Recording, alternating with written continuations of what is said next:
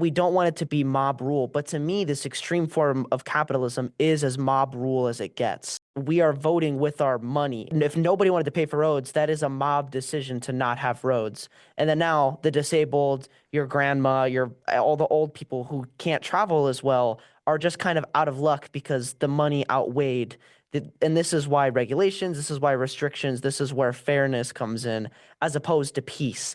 And even in the example of like the desert island, you have these two people. If one of those people breaks their leg, I feel like that person has the ability to force that load onto the muscular guy who can kind of build the log cabins. When it's two of them and something happens to one of them, then the universe kind of forces that not broken leg person to pick up the slack of the person who can't do it. And these are kind of the points of regulations in that like government operates to go against mob rule, even though it's voted by us, which is kind of circular.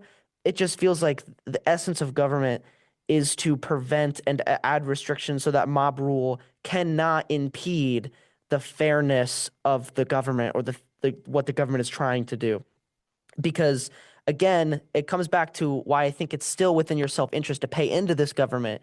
Because if you're on that island, you can't necessarily make it true that you will never break your leg. You can't make it true that you'll never need that assistance because your leg is broken. And so it's kind of within your best interest to use the government as kind of an insurance against that.